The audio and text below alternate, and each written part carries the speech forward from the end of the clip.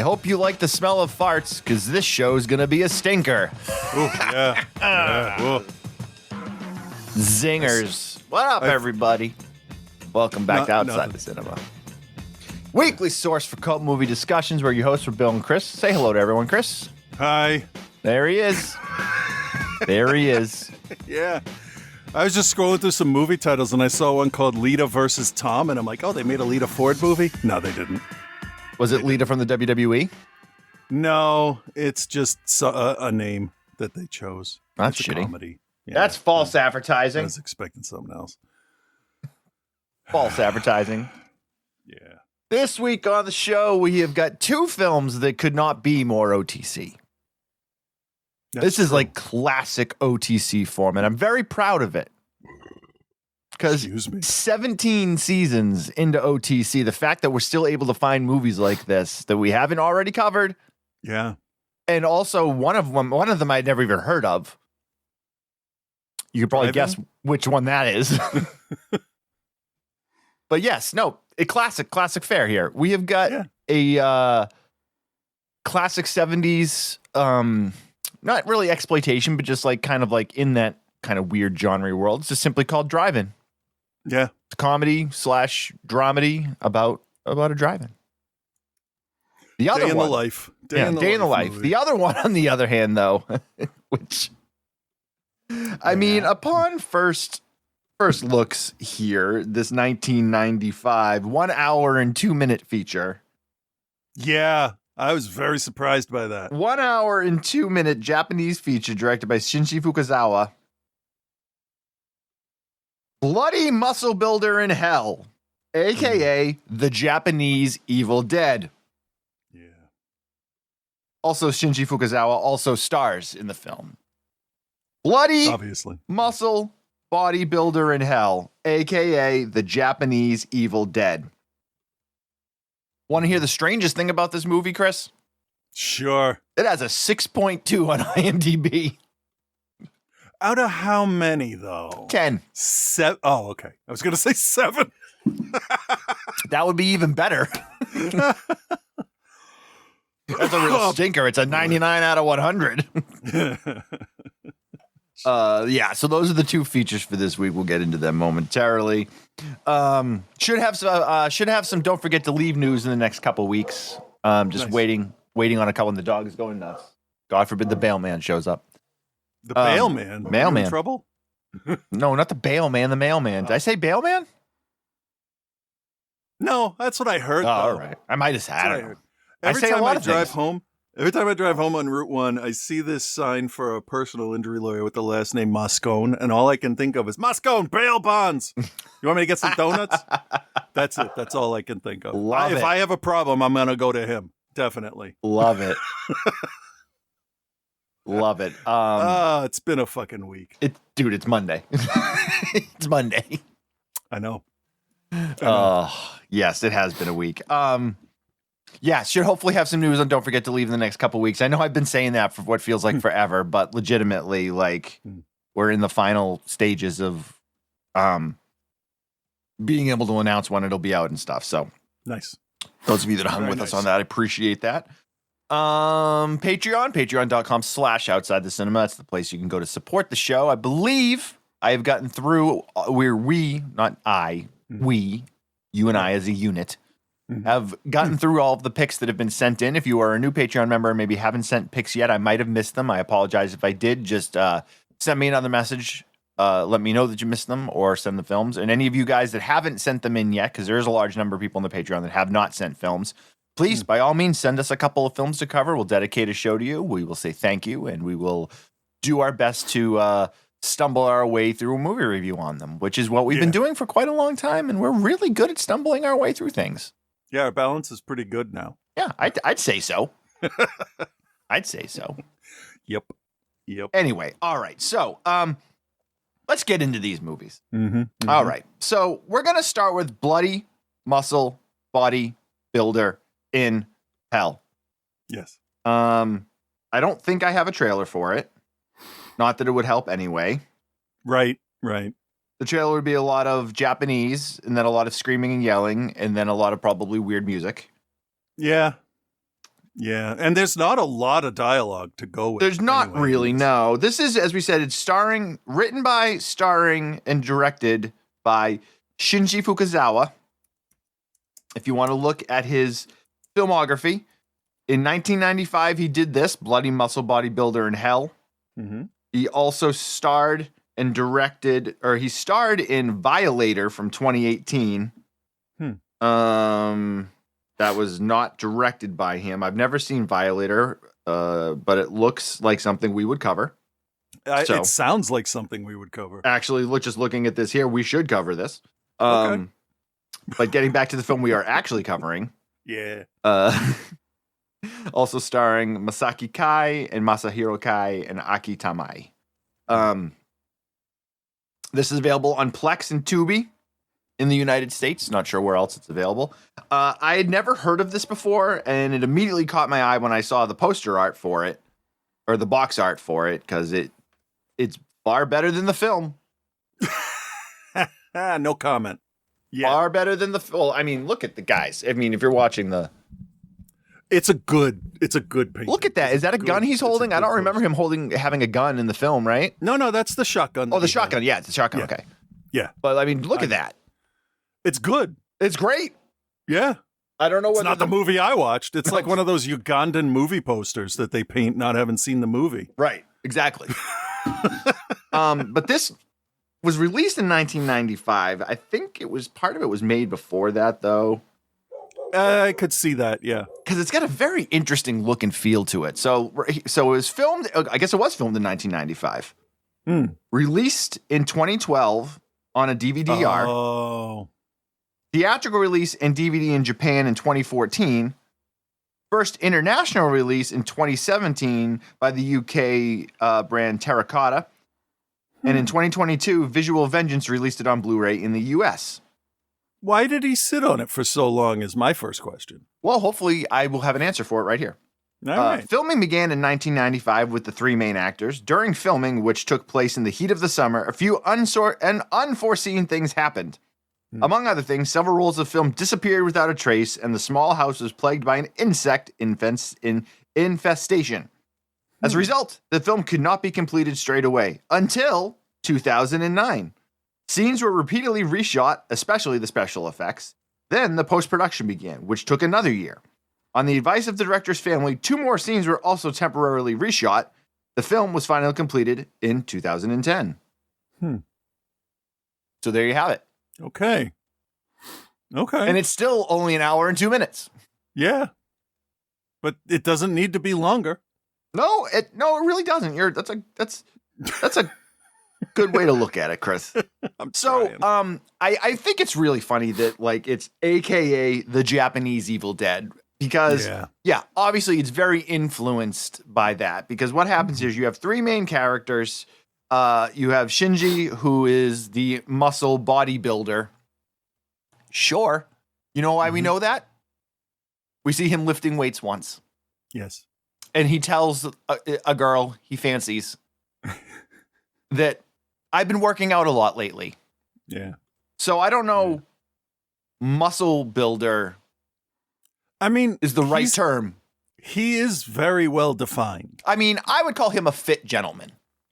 He's kind of like Bruce Lee cut. He's not a lot of body mass, fat, but it's all muscle. It's all. But when I think bodybuilder, I think jacked, ripped dude. Yes, he's got the physique of a really ripped Spider-Man. Yeah, really ripped from comics, not from really good shape, ordinary guy. Yeah, not bodybuilder. Bodybuilder is like old Schwarzenegger, and you could I mean. That's how we grew up with the definition. Yeah. But in Japan, I have no idea. Either way, I don't know why the name of the movie is Bloody Muscle Bodybuilder in Hell. Because they can't call it Evil Dead in Japan, or this house is in the middle of a city. It says right on there, AKA the Japanese Evil Dead. Yeah, but somebody else said that, not them, so they can use that. We don't know that from a review. No, I swear. Hold on. Keep going. It says it on that poster art. It's actually probably whoever did the poster art or the DVD label or whatever. Oh yeah, Because there's that other Japanese series, Evil Dead Trap,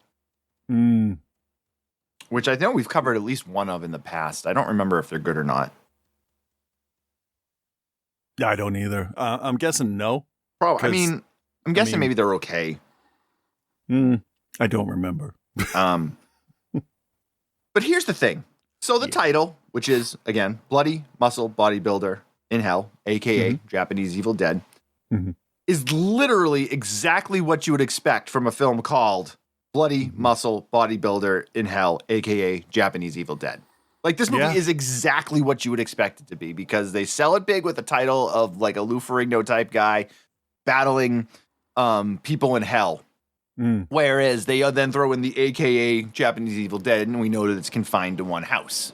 Yeah. There's no woods. There's no, like, none of that, but it's definitely a situation where we have a person that gets possessed in a house by an evil spirit and then proceeds to go after this guy and this girl, and they basically have to do all those Evil Dead type things, like cut off hands and do all that stuff to rid themselves of it. Yeah. Yeah. Without a Necronomicon. Yeah, that does not play into it at all.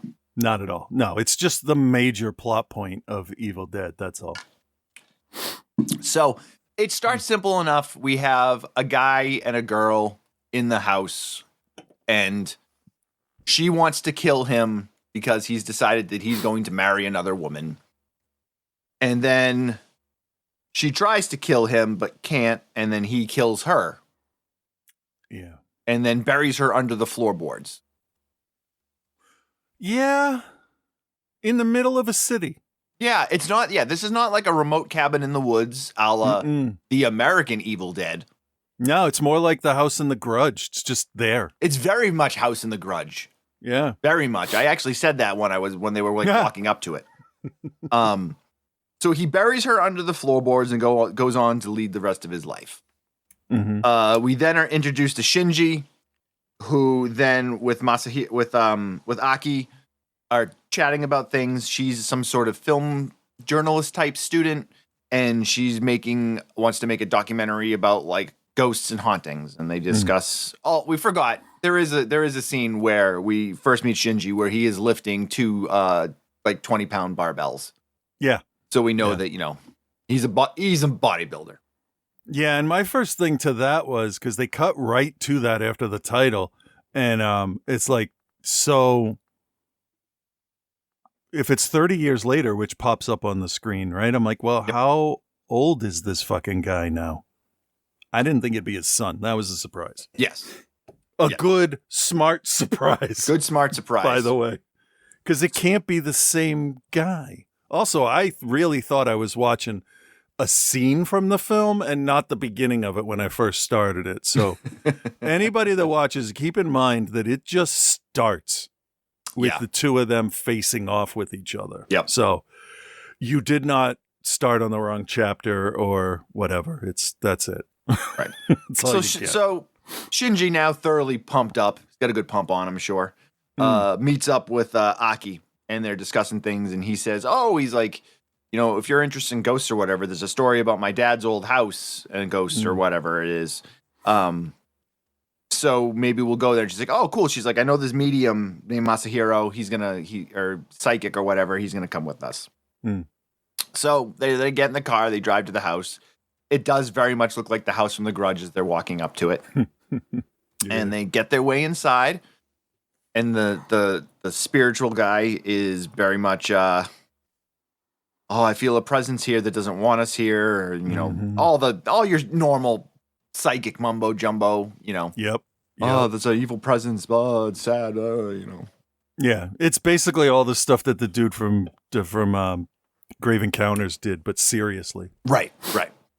So it's just prodding along, and then we get this scene that I'm not entirely sure is the greatest scene ever filmed, but it's definitely up there, where Shinji, who doesn't seem to believe any of this hooey gooey that's going on, looks at himself in the mirror for an extended amount of time. Yeah. Does this with his hair. He does the flicks his hair back a little bit, looks at himself, but he's not happy with the way he looks. he's like, no, the hair is just not quite there. There's something that could be better. I could look better while I'm in this gross house looking for spirits. Because that's important. Yep. Yeah. And so what do you do in that situation is you obviously reach into the front pocket of your shirt because, if you're wearing like a button down shirt, you usually have one of those front pockets. And I know I keep all kinds of things in those front pockets. Oh, 100%. Well, what does Shinji keep in there? And in another brilliant move of this character, I mean, he's working out, he's taking care of himself, and he knows he needs to look good. So, what happens if his hair gets messed up? Yep. You put a small bottle of Aquanet in your front pocket of your shirt. Of course. So that you can take it out, spritz yourself, return it to your front pocket, and then fix your hair. Because that way, if the spirits see you, you look your best. Mm-hmm. Yeah. I mean, this is a woman ghost, so yeah, I don't know. And we also feel like he's got a little thing for Aki going on. Of course. Because he feels for her because she goes to smoke a cigarette and he's like, you shouldn't smoke a cigarette. And she's like, okay, I won't. Yeah. Because he does make a couple points too to talk about how he's been working out a lot lately. Yeah. Because they named the movie that and then realized they had to back it up. So. Yeah. So then something to point out with the muscle bloody body bloody blood X blood evil dead blood movie. No. Get it right. It's Bloody Muscle Bodybuilder in Hell, aka the Japanese Evil Dead. Okay, I'm not going to get that right. So he is the weakest motherfucker for 3/4 of this movie. Like ghosts are throwing him around and choking him and scaring him and surprising him. And it's like, my wife turned to me and she said, like, he's a bodybuilder, right? That's the whole like conceit of the, yeah. Okay. Sure. Yeah. Well. And then like somehow he gets his fucking spinach and all of a sudden he's super strong. It's silly. Did you know what happened? What's that? He's had enough and he's not going to take any more. Shit, that's obviously right. That's right. So the spirit like gets all weird and knocks the psychic unconscious. So he wakes up in the backseat of the car and they're outside and now the car won't start. Now this would seem like a tougher thing were they not in the middle of like a suburban neighborhood. Yeah, fucking walk away. Like, oh, okay, we'll just we'll go to one of these other 50 houses. Yeah. And just call AAA. Yeah. Like. Or you could just walk a little bit, probably to a train station, and go home. Right. That's no. Oh, this ghost wants to hurt us? Yeah, I don't need to be here. No. We're not doing that. Let's go. We're not doing that. We don't have enough content yet. Yeah. So the psychic wakes up and is like, I got to go back in the house. And the other two are like, I'm not going back in the house. Yeah, have fun, Are you fucking crazy? Yep. He's like, my hair looks great. Like, why would I go back in the house? I got my pump on. I'm ready to go. I'm ready to go home. Yeah. But nope, psychic decides to go back in the house. Of course. Immediately gets killed by the ghost and possessed. Like, yeah. Within like seconds. He like walks in and he's like, oh. Like, it was nice to see a powerful ghost that could just like, boom, done. Not so much teasing. Yeah, and the ghost is all like, now I have a body of flesh. What can I do? Yeah. Go get acting lessons. That's what you can go do. And I do love like this film was very much obviously like the director's homage to Evil Dead. Like, this guy watched the first couple Evil Dead movies and was like, this is fucking great. I love this shit. I'm going to try to make something like this. Yeah. And this is a theme that's going to come up multiple times tonight, not to spoil the next review, but this is a film that just like, it's hard to hate on it because it just seems so genuine. Like, yeah, that's true. They're trying so goddamn hard. Yeah. Yeah. And they wear their hearts on their sleeves. And they do their damnedest with the whatever limited budget that they have is with their special That's really effects. Sweet that you think they had a budget. They had to have had a budget. No, at they least did. like They $100. There was enough money 100 to yen buy in Japanese. They definitely had to buy some pulp tomatoes. Yep. And fake blood. There was a decent amount of fake and blood a lot and guts. of blue pale makeup. Yeah. A lot of blue pale makeup. That's true. They did like kind of weird like mirror effects when they were trying to do the ghost thing, and like they honestly like they did they really did do the best with what they had, and that includes their film training. Yeah. So he gets possessed, and it gets very Evil Dead, like, you know, what's her name that they end up putting in the basement? Why can't I think of her name? The character's name. Was it Lisa? Sure. Amy? I don't know. But like, I know in the remake sort of it was Mia, but I don't know. Either way, it's that character where Henrietta. Like they think they've killed it and it comes back, and then like, but then the spirit of his dead father appears out of nowhere, and is like, son. Oh, that's the ghost. That's the racist ghost in Alabama's Ghost. Yeah.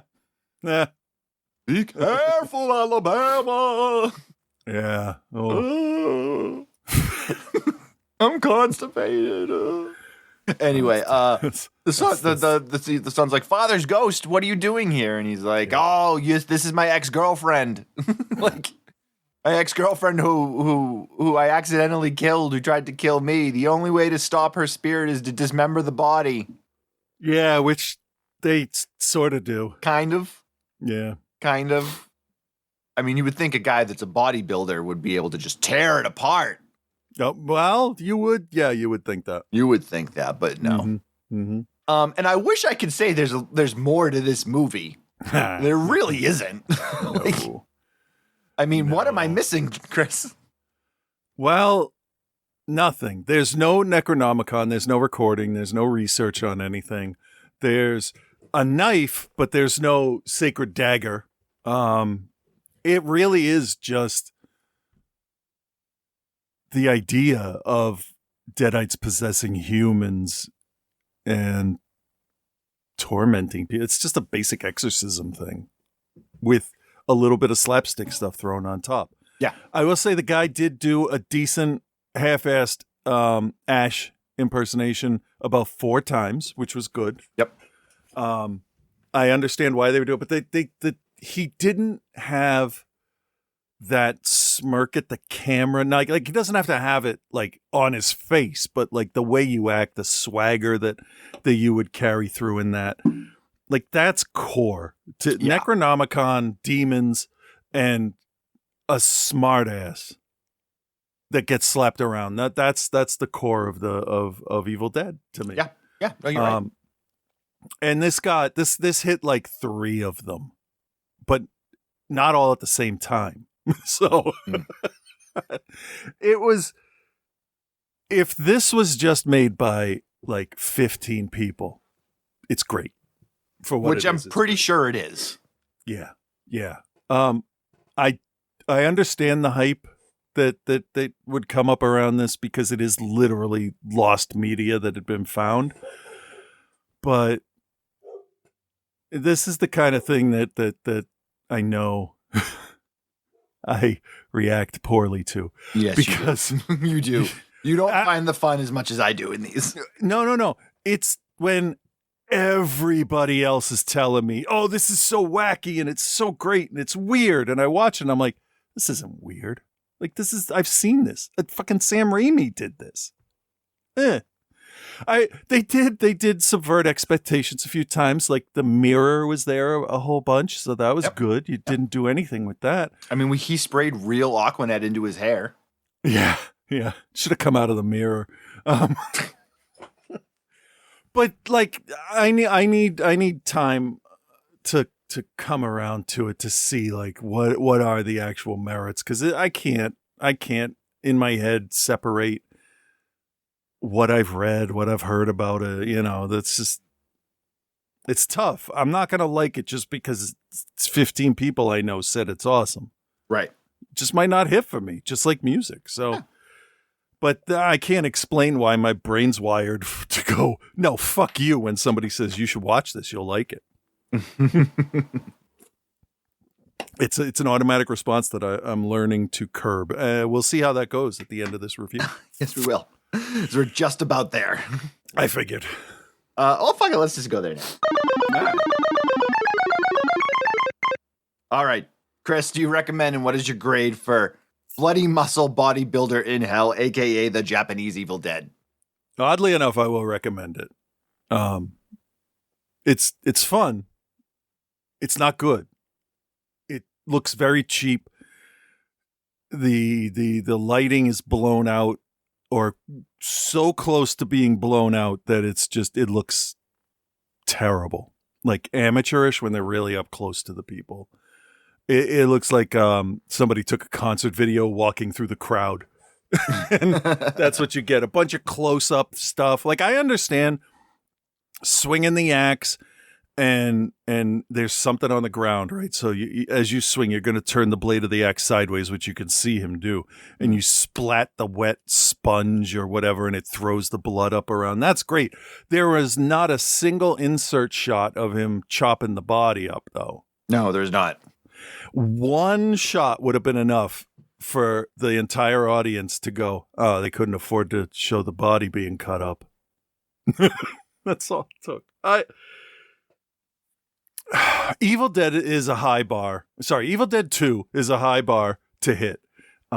Because, I mean, it combines horror and comedy so well that, like, we could probably do a top 6 list of best horror comedies. Like, best, not favorite. Right. You and I would come up with 12 different ones, and that would be it. Those would be... There's not a lot that are funny. And this isn't funny. I think there's more than we think there is. There might be, yeah. I think if we were to sit down and really start doing some digging and not just, write our list on a paper plate or something. Yeah. But I mean, off the top of your head, there's not a whole terrible lot of movies that are horror first and comedies that are just as strong. No, you're not wrong. You're not wrong. You get a lot of horror with comedies, and you get a lot of comedies that have horror elements. But you don't get, like, Gremlins. I know it's more of a kids thing, but that was scary when we were kids. Yeah. But it was funny at the same time. You were laughing at what the little monsters were doing. Ghostbusters is the opposite, because that's a comedy with Lovecraftian horror monsters all throughout the thing. So that's the opposite. But Return of the Living Dead is a horror movie that's also very funny. Right. It's like Shaun of the Dead. Shaun of the Dead is like kind of like the standard for that, I feel. See, I feel Shaun of the Dead is like Ghostbusters. It's a comedy first, and then it's set in a horror situation. Okay. But I'm not so dead on that I would argue it. I just, I see Simon Pegg as a comedian before, a horror actor. That's kind of thing. So, but yeah, no, exactly. That would be on one of our lists. Absolutely. Well, and then like you have like American Werewolf in London. Yes. Whereas a lot of people look at that as a black comedy. Yeah, that's a horror comedy to me because it's absolutely horrifying. I think it's a horror movie with a couple moments of comedy. Like, it's got more than that. It's got every time his friend shows up. I don't want to get the name wrong. I'm really tired. My Adderall is now up another 10 milligrams, and I took that at the beginning of the show. So I don't know what's going to happen. So I'm going to try and not make mistakes. And, but every time he showed up, he was funny. Complaining about being dead, all of that stuff. There's the stealing the balloons and the coat, and waking up with the wolves. There's a whole bunch of nice situation comedy in between this horrifying story of a poor guy killing people. Yeah. And that's great. I think there are funny. You know what? I think on a second view it gets even funnier. Like in the pub in the beginning, there's a lot of funny shit going on there. That is not funny in the first viewing. That's why the movie. Anyway. That's why that movie is still my favorite horror film of all time. Yeah. All right, as close to perfect as you can get. What's your grade? So I'm going to recommend it. Don't expect a lot. This is very low budget. Feels like direct to video, early 90s type of stuff. I was going to like really wreck on this thing, but I thought about it for a little bit. I finished watching it about 2 hours ago. And usually when we talk about it, that's when my opinion of it starts to come around. Oh, always. I can't tell you how many movies we've watched that are like, oh my God, that was fucking terrible. And then we start talking about it. I'm like, actually, you know what? It wasn't that bad. Yeah. And that's something that I try to remember too. Like until you really sit and think about it. Is it bad? Well, probably. I mean, sometimes, yeah. But I'm going to give this a a high recommend because I think it's fun for groups of people. It's not a sit alone and watch movie.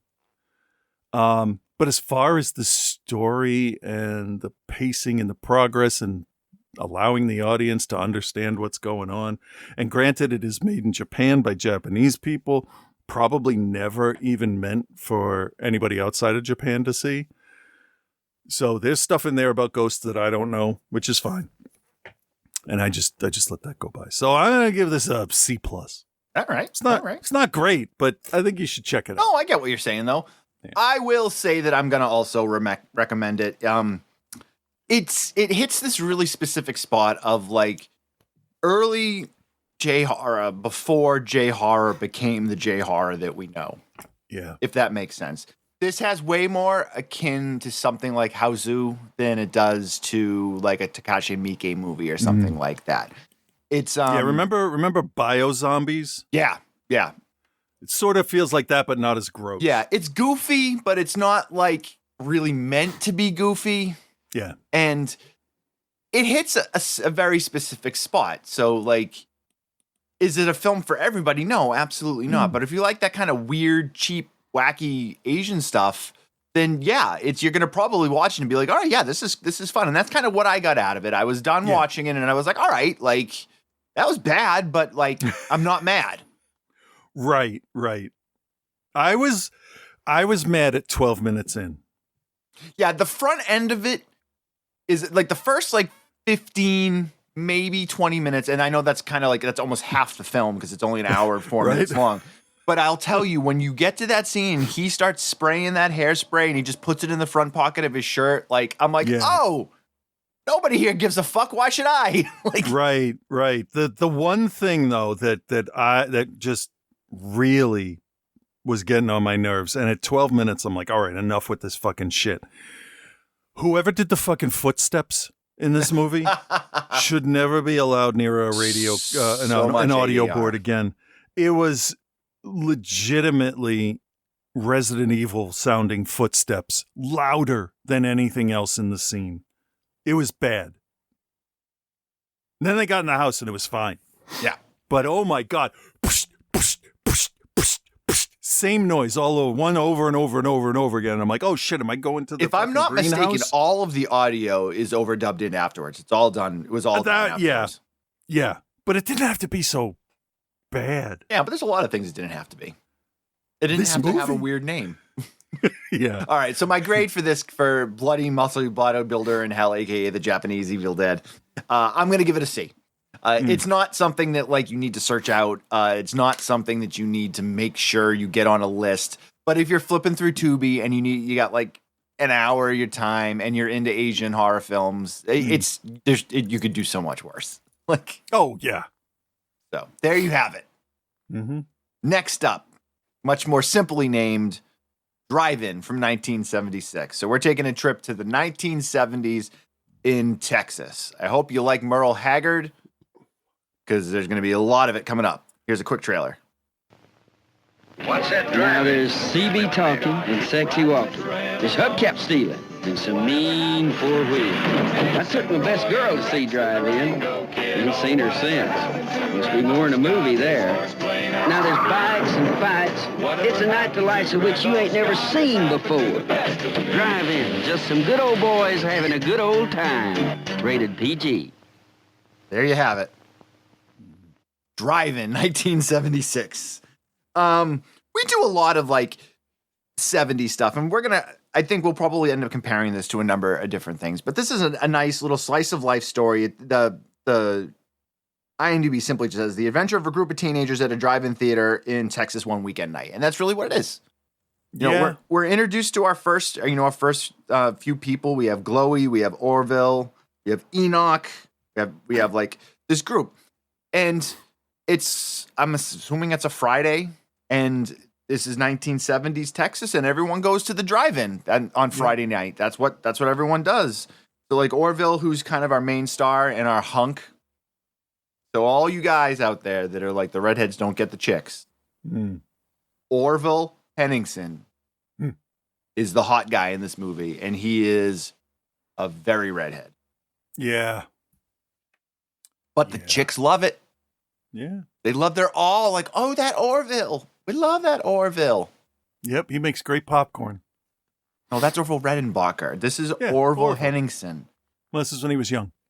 No. Yeah, he changed his name when he got married. No, you're lying. Maybe. You're lying to these people, man. Don't make them think this movie's about popcorn. Hey, is it at a movie theater? No. It was at a drive-in. What the fuck is a drive-in? Anyway, so it's your slice of life. Orville and his brother are going. His brother's giving him shit because he's like, all these girls love you, Orville, and he's like, you don't pay attention to any of them, and he's like, whatever, you're 12, you don't know. And we have Chloe, who is the you have the largest jaw I've ever seen. It's very true. We have Chloe, who is the hot girl. She's dating Enoch, who is the head of a very dangerous gang known as the Widowmakers. You mean the Windbreakers? Well, yeah. Fucking. How can you be afraid of this gang? It's like they're going to tell you where to park your car or steal your lunch money. I'm not really sure. When I saw that, so nobody hey, knows Mark, what we're shut talking up. about yet. So we see this van roll up, and also a very terrifying van they drive in. It's got a waterbed in the back, so it's very scary. Yeah. They roll up, and one of the guys in their gang has gotten beat up really bad, and he's got like a broken leg and stuff. So we see these guys get out of this very nice van that's got all kind of, as we said already, a waterbed and like carpeting, all kinds of stuff going on in the van. They get out, and they're wearing these bright orange windbreakers that say Widowmakers on the back with like a spider on it. Yeah. And when I say that these guys are the most... Now, again, we are in Texas. We're deep in Texas. Yep. Even in the 70s, like drug cartels, like that was a thing then. Like it's always been a thing. It's always been a thing. Those are the gangs I'm afraid of. I'm not afraid of Enoch Wilson and the Windbreaker crew. Like, I'm not afraid of them. And neither is Orville, apparently. There's two types of people that I am leery around. One is very calm Italian men in suits that tell me I shouldn't have done what I just did. And the other would be drug cartel members. I mean, duh. Also the addition of the small Asian man waiting in the corner. But yes. Everyone, I want to see what he's going to do. So our first 20 minutes or so of the film is just kind of bringing your characters together. There's not a whole lot of characters, but we get some really amazing scenes shot in a roller derby rink. Not roller derby, but like a roller rink deep in Texas. And it is just like this slice of 1970s life. It seems like it's almost on another planet because it is like this so like mundane, wholesome, like... Yeah. Dude, the only problem is roller skating. Yeah. The biggest problems is they don't have enough wood for the bonfire. Right. Right. And Peggy Sue might be pregnant. So they're just rolling around, and they got the DJ in there. Yep. And the DJ's like, all right, this one's just for the ladies, and like just the ladies roller skate around. And then they do this game. Yeah. Which did seem a little odd because they were in a roller rink, and what they did was they tied balloons to one skate of each of the guys. Yes. And then basically we're like, the person with the last balloon is the winner. Mm-hmm. What do they win? Other than like a sprained ankle and probably a black eye because they just attack each other. They do. It's so violent. It is, but it didn't seem that odd to me for a weird reason. Like that seemed like normal to happen I don't know. It's fine. I didn't grow up right. That's all I'm saying. But Orville, of course, is the winner. Was it the women that had to take them off of the boys? Is that the whole point? I couldn't remember. No, they just like attacked each other, and whoever had the last balloon that wasn't popped was the winner. They didn't even win anything. I saw a lot of girls attacking the guys they wanted to be near. No, you saw a lot of long-haired young Texan kids Hey, I don't give a shit how they identify. All I saw was people that like each other. Bro, this is on deep the ground. Texas in 1976. They identify as redneck. Cowboy. I am a steer. Right? Because only steers and... Never mind. Nah. Yeah, that's an old, what's it called? Full Metal Jacket Yeah. reference there. So yeah. Glowy breaks up with Enoch because he's the head of the gang and that windbreaker is too loud. Fucking Land of the Lost sequel. Glowy breaks up with Enoch. Yeah, Glowy's a worm and Enoch's a slee stack. Might as well be. Fucking, I didn't like this movie at all. Well, Enoch's a dick. He's the head of the gang and he's a dick. He's abusive to her and... Like, not even suggestively. No. Like, bitch, shut your bitch mouth. Yeah, it's like slap. Don't get in here with those skates on. You'll pop my water bed. And Yeah. It's like, first of all, how good are the shocks in the back of that van that you have a full water bed in the back of it? Right? Not just the shocks, but the brakes as well. Like everything. The amount of weight that would be displaced on a corner, even sloshing to one side of the bed. That's fucking dangerous for the way he was driving that thing. It's not a dune buggy, dude. Yeah, it's crazy. It's crazy. So yeah, he's mean to her. She breaks up with him and she wants to go out on a date with your boy Orville. So she slides her way in there and Orville, the thing that's kind of weird is like Orville's like, well, I want a girl that is wholesome and sweet. And what was the other thing? He said it like 3 times too. Wholesome, sweet, and skin like a buttermilk pancake. No, it was like, like true to herself or whatever. Oh, okay. Like, so just a bunch of fucking platitudes. Yeah, she's like, well, I could be that girl, and he's like, I don't know, you go with Enoch. And she's like, I don't go with Enoch no more. And this is I'm not making fun of accents. This is what it sounds like. So she's like, so you take me to the drive-in tonight? And he's like, oh, I'll be there maybe. So they all end up at the drive-in. We also have 2 gentlemen who are planning to rob the drive-in. Yeah. And Gifford and Will, I think, were their names, right? That sounds good. So they're plotting to rob the snack bar at the thing, and they're idiots. Oh yeah, they're just fucking idiots. And then we also have Bill banks Hill in that town, and they're gonna rob the movie theater. We have Bill Hill, who is looking to get engaged with the daughter, Mary Louise, who she's the daughter of the sheriff. Mm. So he buys a stolen ring off of the 2 guys, Guilford and Will, and proposes to her. That's right. Yep. And then so I liked how she spoke to him, and she's like, Bill Hill, what are you trying to do right now? Oh my God. Bill Hill. The conversations in those cars were just magical. painful. Is that the word you're looking for? Yeah. Magical? That's what it was. Yep. Anyway, everybody ends up at the drive-in, and Enoch, on the way to the drive-in, Orville hits the van and knocks the door off the van. So yeah, there was a lot of idiocy in that scene. Lots. Yeah. So the Widowmakers, who were already on a vengeance to get the other gang that beat up their friends, they were the ones wearing the gray windbreakers, if you weren't sure. Is there like a windbreaker gang store down there? Like you go in, you're like, we started a gang with like a red jacket with a giant knife on the back that says cutting up. Or like, can you put a lizard on this green one and we'll be called the Godzillas?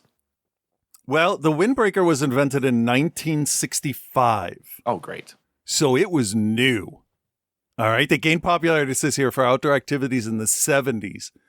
And were also embraced by creative designers for fashion trends. And were made popular by the motion picture Drive-In. Yeah. So, like, yeah, it says the original windbreaker was made of nylon, featured a zip up front and elastic cuffs. And these had the big collars on them, like a dress shirt. They look like the coach jackets, like a coach's jacket is what they look like. Yeah, these are like 1st or 2nd generation windbreakers, and they just screen printed the thing on the back. One color. Didn't cost them much. Right. Anyway, so now they want to get Orville because Orville broke the door. They also got to get I don't even remember the name of the other gang, the gray windbreaker gang. I don't but then they find out that Glowy is going to be meeting up with Orville, and Enoch is pissed because Chloe's his girl. And then we got these two stooges that are trying to rob the place, and just all kinds. And then the one random token black guy that keeps getting blamed for things. Yeah. What else? Oh, and then we have the movie. We have the movie within the movie. That's true. Disaster That's true. 76 is the film showing. Movies. Yeah. You watched 3 movies, and then there was another movie inside that movie, wasn't there? No, there wasn't. I thought there was. I thought they switched to a different movie at one point. No, it was. The joke was that it was Disaster 76, and every time they showed a scene from the film, it was like a different disaster. Oh, that was the joke. Oh, the joke was that it was good job. So good it starts off with a guy blowing a bomb up on a plane, and then a captain of like a tugboat or something flies the plane, and in a weird twist of fate, he flies a plane directly into a building. Yeah, oh yeah, I remember that. Yeah, and he somehow survives, and then the dam is going to break and flood the town. Okay, and then there's you paid way more attention to that than I did. I low-key love this movie, so and it gets crazy, but the guy survives and he ends up at the end of it, and just like somebody has to rebuild Reno. Oh yeah, or Rio is what it was. Yeah, anyway, Rio. So all of these things come together, and like, it's all exactly the way it is. And I don't think we need to go into anything else in particular in terms of the story. But what I do want to discuss is why I enjoyed this film. Okay. This film is that 70s slice of life film, much like Skateboard the movie or Hamburger the movie, of these films that are just like solid, but not anything special, but are endearing because they're just like so what's the word I want to use? I don't know. They're not pretentious. Endearing. They're unassuming. They're just like, hey, this is what my friends and I did. I mean, we use sincere and genuine for a lot of them. Yeah, sincere is actually a really good word for it, I think. Yeah. I mean, I think that it is an adult's version of what kids were up to at the time. Because for some reason, adults, having been kids, don't remember what it's like to be a kid. Or they don't want to admit what they did when they were younger. Right. Because that would ruin their image. Yeah, because really, at the end of the day, this is just a coming-of-age flick. This is a friggin' American Graffiti or like anything like that. Yeah, it's a less drug-filled all of those other movies. But it's also like kind of, I'm not going to say that it's better than American Graffiti. Like, don't take that. But I almost would rather watch this because it doesn't take itself seriously either. Yeah, it's not necessarily campy, but it's lighter than those other ones. Yeah, I mean, it's not real funny.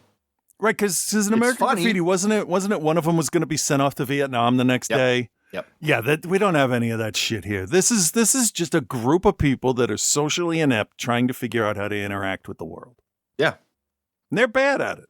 Yeah, they're not great. No, but they'll get better. That kid will be like, oh, windbreakers suck. I should have had a leather jacket. Not a brown one like Fonzie, because who the fuck wears a brown leather jacket trying to be a tough guy? All right, let's go.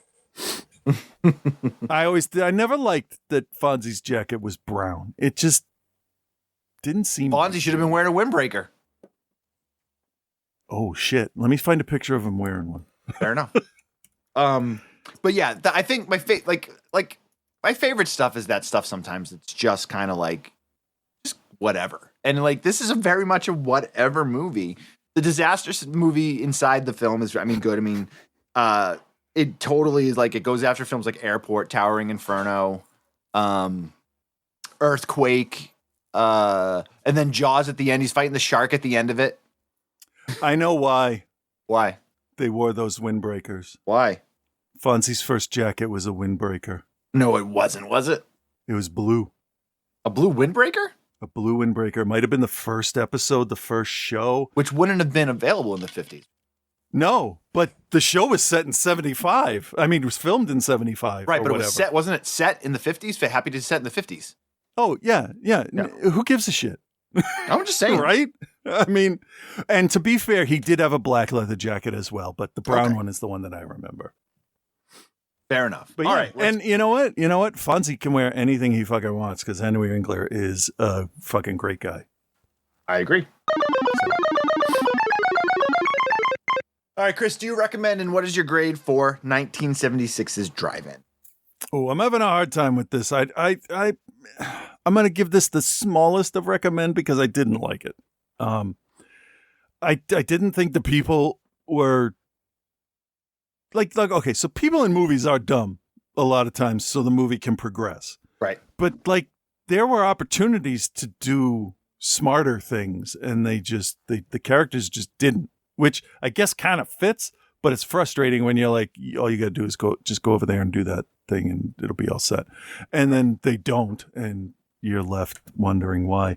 But this is a time frame before I was aware of the world around me. So I don't like looking at it. Because this fashion, the music, the cars, all of it is it's like some of the first memories I have of things outside of my house. Right. I'm not a fan of that. That's all I'm saying. That's fair. Fair. The fashion at the time, I think, is some of the worst that's ever been put on human beings. Oh, early 70s fashion? Yeah, for sure. Yeah. For sure. Before they locked in with like polyester and bell bottoms, at least that's a look. Here it's like, and that's a defining look too. There's nothing defining about this look. It's just bad. Yeah, it's the transition phases you have between, say, parachute pants and hammer pants. You have that mix of what the fuck is happening here with my clothes, right? And then it consolidates into, well, we're gonna do fluorescence now. All right, fine. But it's that messy part. It's like the 90s for CG. Like sometimes it was good. Most of the time it was just trying to figure out what the hell we're doing. And what am I doing? Am I not? I am sort of half recommending this. And it kept my interest. Sad to say. I did get to make fun of it a lot, which was fun. I'm going to give it a B-. Because the other one we did today felt incomplete. Because it started in the middle of a very important scene. Yeah. This one, it doesn't feel that way at all. It definitely just feels like this is the whole day. Sun's out. You know it's about a drive-in, so you know the sun's going to set at some point, and then there's the movie, and then that's good. So, yeah, I think a B- is okay. Okay, that's fair. I didn't like it as much as Skateboard. I really like Skateboard because those kids seemed the most realistic. Yeah. No, and this film falls right in with that 70s slice of life stuff. I enjoyed this. It again is just so unassuming, and there's no agenda. There's no like. It's just like this is this night. This is how it happened. Enjoy it. And I really appreciate that sometimes. And even though I don't have a nostalgia because I'm not old enough for this time period, I do like seeing it. So I'm going to give it a recommend, especially if you like stuff like Skateboard or Hamburger the Movie or like the Bad News Bears or stuff like that. Those are all better, by the way. Yeah, I agree. I agree. But it fills that. It fills that. If you need, like, you want that type of feel, it fills it for sure. Yeah. It's, it is what it is. I hate saying that, but it's true. But it's not great. Comedy. It's not bad. I'm actually going to grade it a little bit lower than you, even though I feel like I liked it more than you. I'm just going to give it a C+. Okay. Because I don't really feel like it deserves anything higher than that. Well, that's fair. But it's good. It's not. It's just like, don't expect any type of life-changing stuff coming out of this film, or it's shot any particular way. You got some goofy characters. You get some nice characters. Yep. It is what it is. Yep. I went that high partly because there were a ton of storylines, and as far as I can tell, I think they wrapped them all up. They did. That was. Well, they were able to intersect them nicely too, which kind of solved like 2 or 3 at a time. Yes. I hate it when they introduce stuff and they're like, one person will focus in and be like, "That's the story I want resolved." Yeah. They did a good job with the development on the characters too, because they developed like Glowy and Orville the most because they were the 2 most important. But a lot of times when you have these kind of ensemble cast type things, like you spend too much time on one and not enough on the other, but they did, I think, a really good job of like giving you enough background on each character that you were going to see, but not too much that you were like, wait, what's going on? Yeah. That's a difficult balance to pull off. So For sure. yeah, I wanted to make sure I recognized that. Cool. All right. Well, Drive-In's available to watch on Tubi. I think it might be on Plex. I think it's on YouTube as well. Most likely, yeah. Most likely. Yeah. All right. Let's move on here. Joe is back this week. I believe he's doing the second film in the Conjuring universe, which, if I'm not mistaken, is Annabelle. But let's see what he had to say. I might be wrong. Well, hello, Bill. Hello, Chris. And hello, OTC Nation. It's your boy Joe here, and this week Bill took me to L.A. in the summer of 1969. Sweet. Can't imagine a place I'd want to be less and a time I'd want to be less. 1974 Regardless, Texas. he made me watch Annabelle. I have to imagine the conversation went a little something like this. You know, our biggest grift, I mean, our darkest curiosity of indescribable evil is this Raggedy Ann doll, Annabelle. We should make a ton of money for me with that, too. Jesus, spelunking Christ. Who let Lorraine on set? Can we get someone prettier to play me? She's already way prettier. Wait, will that make you go away? You see, this doll is a regular Raggedy Ann doll, and we said it was the most haunted, evil, rip your guts out through your nipples demon that ever existed. Yep. Makes Satan look like Haley Joel Osment on a bender. We kept it in our house with our young child, and nobody ever even questioned it. Huh.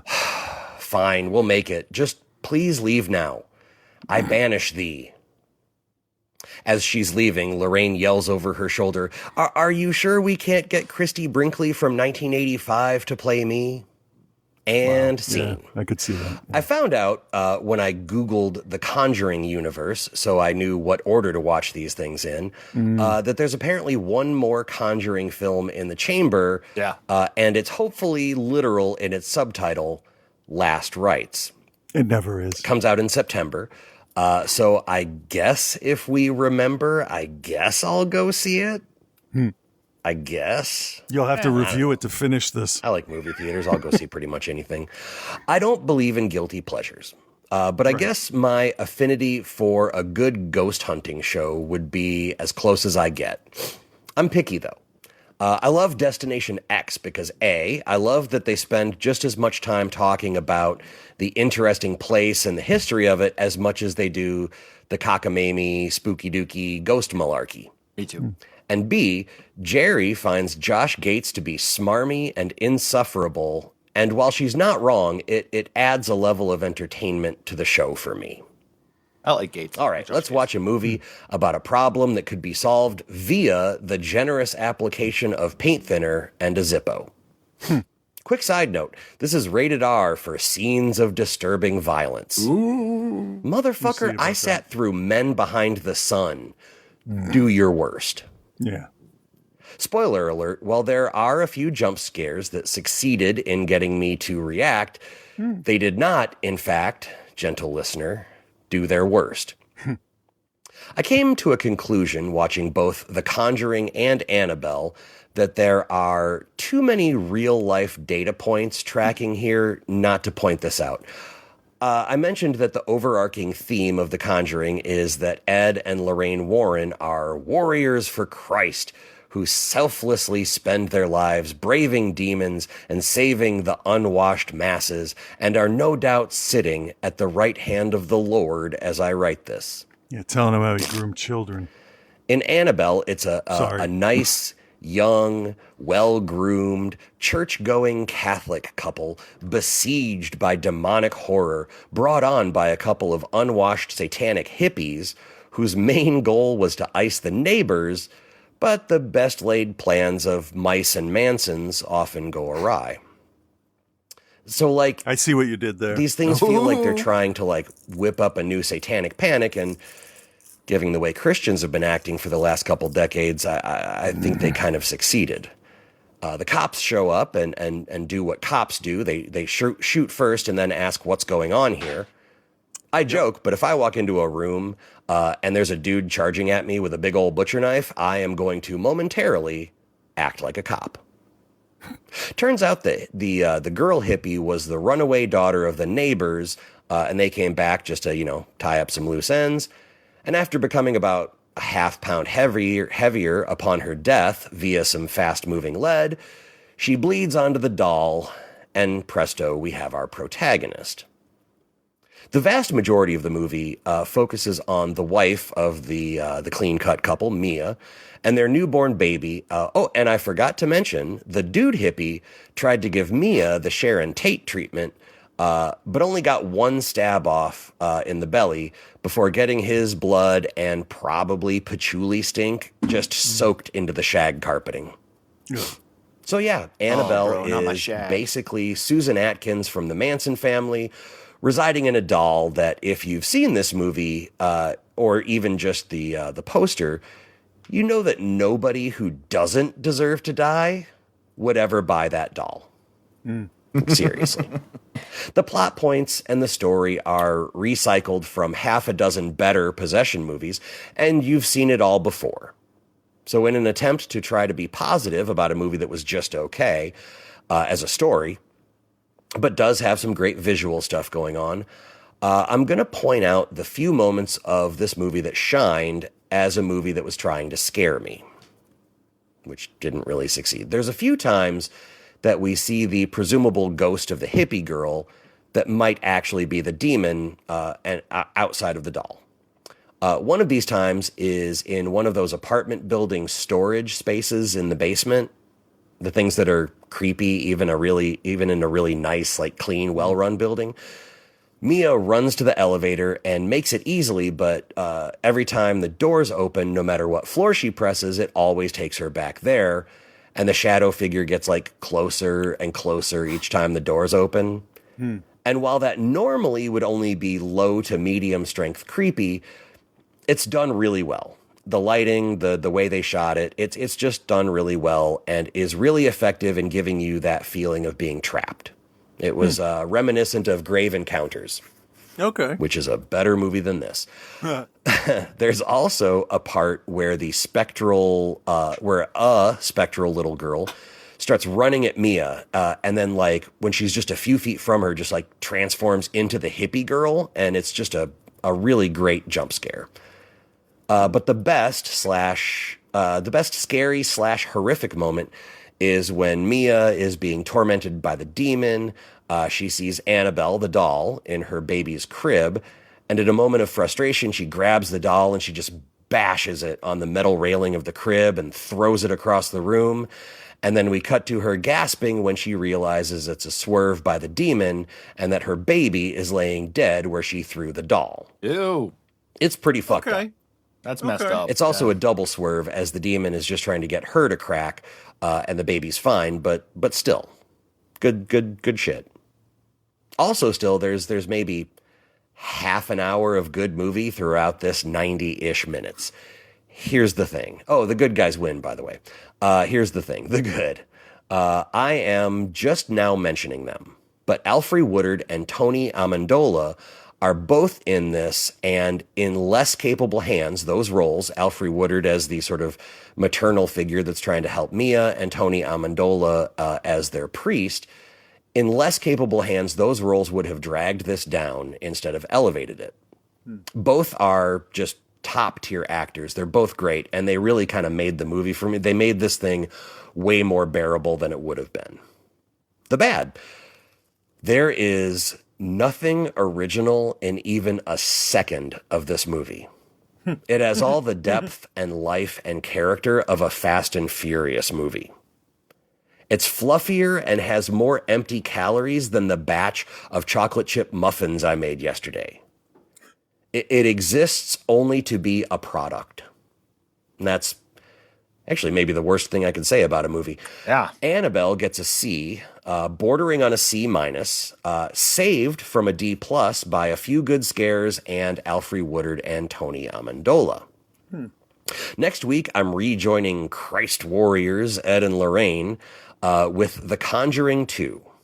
So until then, hail Satan, everyone. Yeah, brother. Yeah, brother. Yeah. I've never seen Annabelle. I think I did. I don't really care. No, I didn't at the time. No, I'm saying I don't really care that if you've seen it. I'm just saying that I see it. I know. Nobody cares if anybody watched it except the people that want the money. That's true. All right. Why is Scott's thing? All right, let's get that guy up here that makes fun of me all the time. I'm trying to figure out what the. There it is. Oh, sorry. I clicked on. Wait, no, this is the wrong one. This is the one.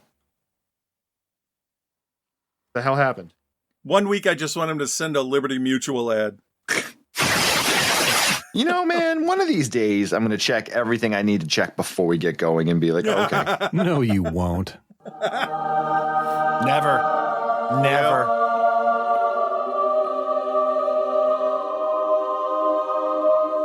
What? Yeah. Holy shit. Yeah. With Reverend Scott. There's a rash of burglaries. We got you. Robberies. Wait, did we already listen to this one? That was last week, but it was funny.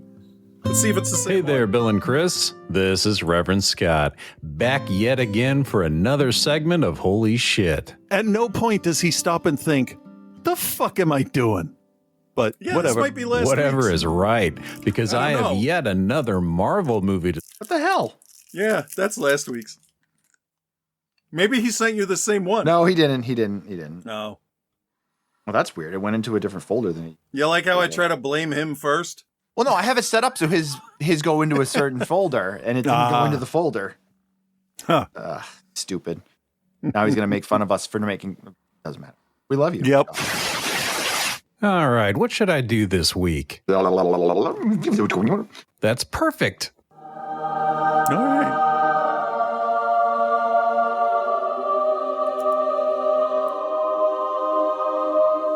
What? Yeah. Holy shit. Yeah. With Reverend Scott. Doctor said don't get pudding in my eye, not chlorine. That's true.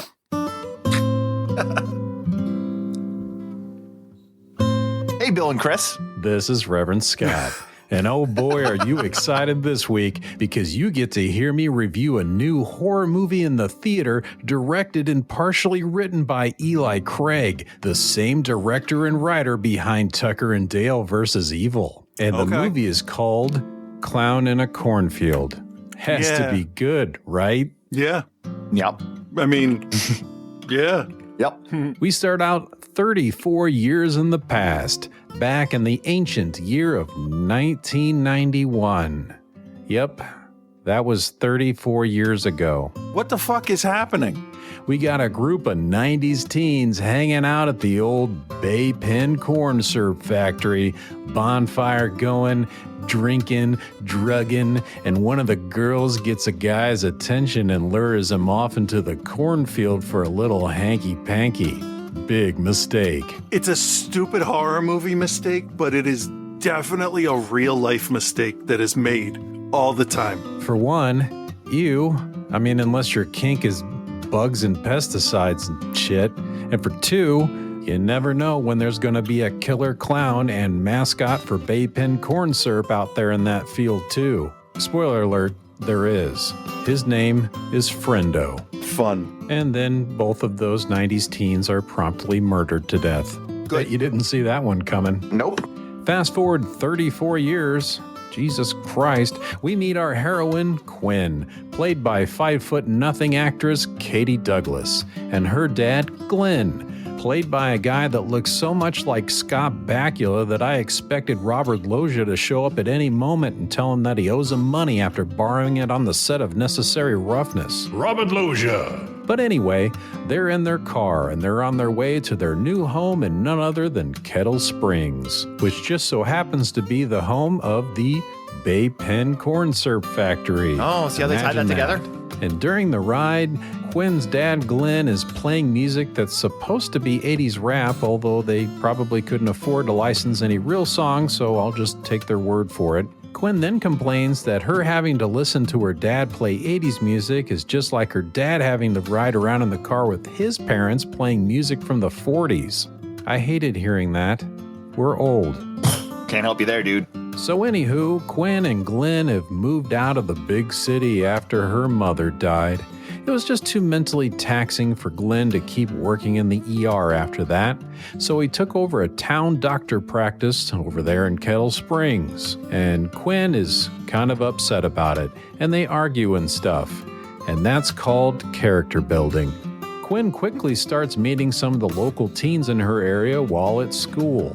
There's a particular group of kids that the local sheriff is not very fond of, and obviously she's going to gravitate to them immediately. They're led by Cole Hill, the local rich kid, whose dad owns the Bay Pen corn syrup factory. And his dad before him and their grandfather before them, I guess. I don't know. It's like a family thing.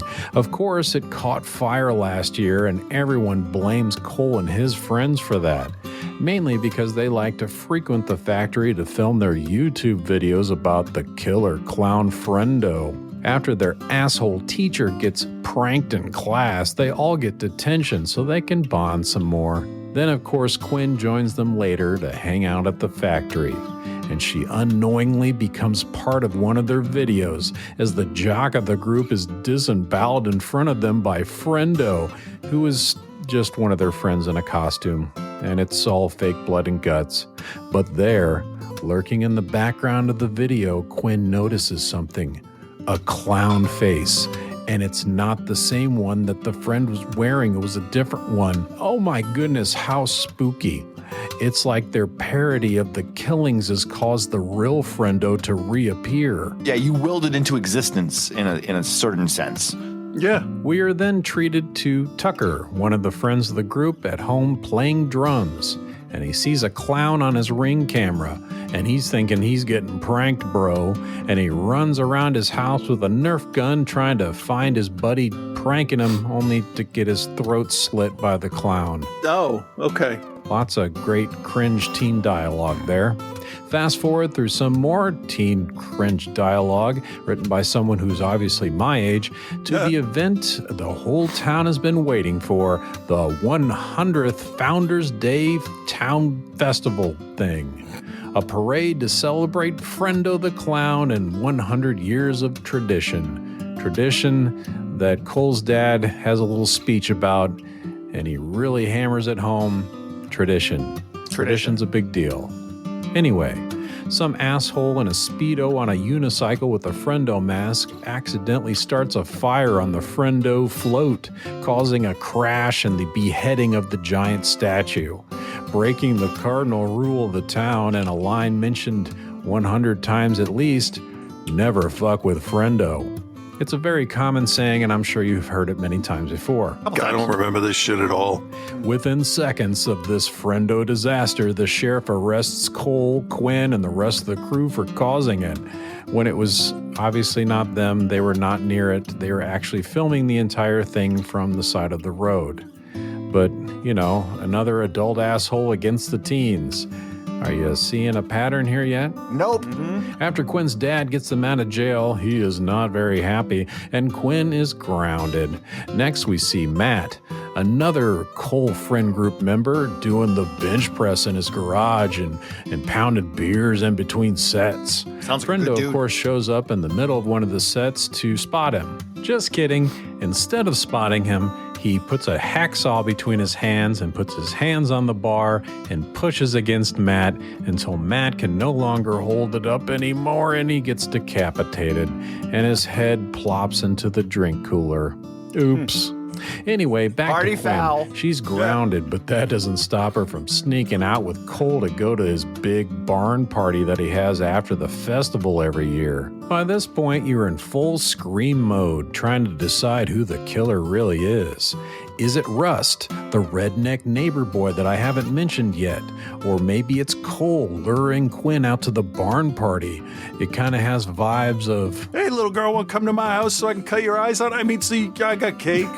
well, what we get next is a typical teen dancing, drinking, drugging, and then two of the Cole friend girls see another teen emerging from the corn with an arrow in her back. They immediately start joking about it being a prank, right as Matt's severed head comes flying out of the cornfield. They toss it back and forth jokingly about it also being part of the prank. But Quinn, she's not laughing. There's some uncertainty whether it's a real thing, whether it's a made-up thing. Quinn checks the girl with the arrow in her back. She has no pulse. And all this red liquid isn't Bay-Pin corn syrup, it's blood. And that's when a chainsaw-wielding friendo emerges from the cornfield. And I'd probably stop telling you more about this movie if it was better, but I won't, because it's not. Because friendo is not alone. There's like 6 or 8 other friendos with various weapons joining Chainsaw Friendo. Now I'm going to be real for a second here. I don't care if it's 1 or 8 murderous clowns against unarmed drunk teenagers. I'm not really sure it's going to matter. Honestly, it's not that different. No, Really, when it comes really it isn't. Most everyone at the party now locks themselves in the barn while the few remaining members of Cole's friend group retreats to a nearby shed after Rust shows up magically with a shotgun and blows off the hand of one of the clowns and kills another. Some other shit happens and they eventually escape the shed and they end up running through the cornfield and they see a car and it's the sheriff, but the sheriff isn't interested in anything they have to say. He just wants to arrest Cole again and he leaves the bloody crew standing there in the cornfield. I guess he just really loves arresting Cole. I understand being excited about your work, but I mean, come on. I won't spoil the reveal at the end of what's going on, but I can assure you it's convoluted and disappointing. It was by this point that I was starting to wonder if this was all conceived by ChatGPT. But then I made a shocking discovery. This was actually adapted from a young adult horror novel of the same name that was released in 2020. Yep. ChatGPT was released in 2022. However, that doesn't mean the script for this movie wasn't written using ChatGPT. I mean, there are some funny parts. You can kind of see Eli Craig's work shining a few times here and there, like when Quinn and this other girl run into a house to call for help because their cell phones have no reception and they find a rotary phone, so they can't figure out how to use it. But of course, that joke was already spoiled in the trailer. When Friendo murders someone, he always walks away in his massive clown shoes and they squeak with every step. So, I mean, like, the movie's not totally soulless, but for a 96-minute movie, I kind of found myself getting bored pretty often. It very much wants to be like better slashers, like Thanksgiving or Scream, but you definitely don't want to compare it to those movies. I just don't understand how the amazing horror comedy Tucker and Dale vs. Evil, one of the best ever, came from Eli Craig, and then he turns around and makes the 1999 Toyota Corolla of slashers. Why did no one tell him to write another draft of that screenplay? Because nobody says no to people like that. They're all afraid to. There's nothing inherently wrong with the way that the movie's shot. I mean, it's well lit. The acting is fine. The script, though, not so much. The story, pretty lame as well. I mean, I guess that was mostly based on the book, so I guess the book's lame too. And I didn't even mention the worst part. The book this is based off of is one of 3 parts. Oh my God, I just realized they're going to make this a fucking trilogy. I think I'm going to black out. Where am I? What was I talking about? This only cost $1 million to make, and it's already made like $4 million plus after the first weekend. It's got some gore, but it's gore that's pretty much in line with the young adult age source material. So maybe 17-year-olds are eating this movie up, but I sure wasn't. So I'm going to say I do not recommend this unless it's like streaming on Shudder or something, and I give Clown in a Cornfield a C-. Okay, enough of that slasher slop. How was your reviews of Monstrum and Mansion of the Doomed? Well, Monstrum was a very good pick for Chris to sink his teeth into. Solid A- review. Then Mansion of the Doomed. Well, the premise alone was amazing. So what he's doing is kidnapping people, stealing their eyeballs, putting them into his daughter, and then just putting them in a cage in the basement. I have to say, the thought of all those eyeless people caged up bumping into each other and a doctor smart enough to transplant eyes in the mid-70s but too dumb to realize he needed to change his procedure after the fourth set of eyes failed in a few days. Right. Just gold. I give that a straight A. Congrats. Okay, this has gone on way too long, so until the next multi-clown cornfield massacre, peace and love, guys.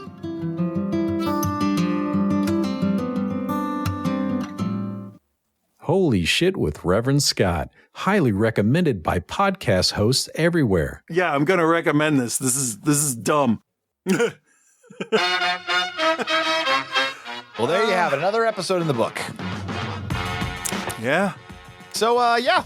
Cool. Yeah, if you're a Patreon member and you haven't sent films or we missed your films, please let us know. Patreon.com/OutsideTheCinema. Feel free to send us a message there, or you can email us at OutsideTheCinema@gmail.com. Feel free to follow up Chris and I on social media at OTC Bill and at Cthulhu. And that's about it. Yeah. Right? That's it. Yeah, cool. Everyone have themselves a good week. We'll be back next week. Yeah. Later. Bye.